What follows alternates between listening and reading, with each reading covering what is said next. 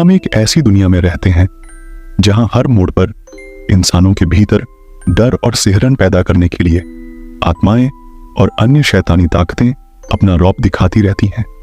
अब आप भले ही इस तथ्य पर यकीन ना करें, लेकिन आपकी हर हरकत, हर कदम पर बुरी व अच्छी आत्माओं की नजर रहती है। यह आत्माएं आपको एक पल के लिए भी तन्हा नहीं छोड़ती। हाँ, कई बार भीड़भाड़ से बचते हुए वह आपको अकेलेपन में ही अपने होने का एहसास करवाती है। ऐसी ही एक घटना से हम आज आपको रूबरू करवाने जा रहे हैं, जो कोई कहानी नहीं बल्कि एक आम इंसान के साथ घटित एक खौफनाक घटना है। आज से कुछ 5 से 10 साल पुरानी है। अशोक नाम का एक व्यक्ति, जिसका गांव पूर्वी उत्तर प्रदेश के एक कस्बाई इलाके में था। वैसे तो वो दिल्ली में नौकरी करता था, लेकिन घर आए हुए काफी समय बीत चुका था, इसीलिए छुट्टी लेकर वह घर आया हुआ था। यह इलाका बेहद सुनसान और घनी झाड़ियों के बीच बसा हुआ था, और इन घनी झाड़ियों के बीच शाम के समय अक्सर सन्नाटा ही पसरा रहता था।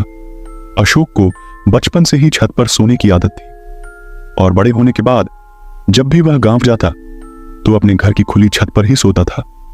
लेकिन एक रात छत पर सोना ही उसके लिए महंगा साबित हुआ, क्योंकि यह वो रात थी जब उसका सामना एक ऐसे साए से हुआ जो नुकसान पहुंचाने के उद्देश्य से उसके पास तो आया, लेकिन अशोक की सूझबूझ की वजह से वह उसका बाल भी बांका नहीं कर सका।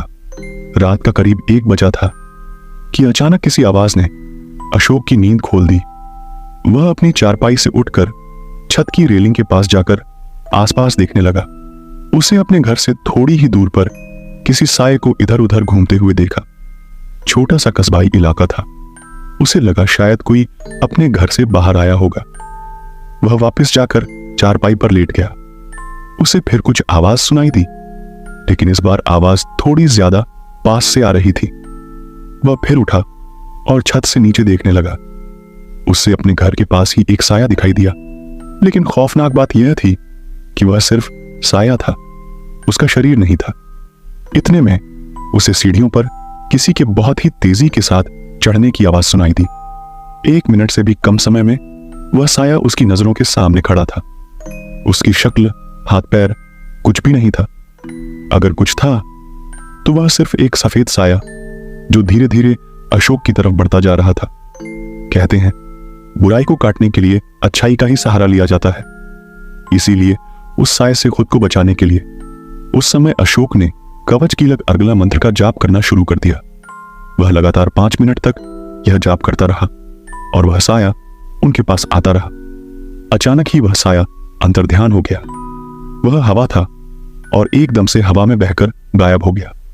वह कहां गया, कहां से आया था, कुछ पता नहीं चला। लेकिन कुछ समय जब तक वह साया अशोक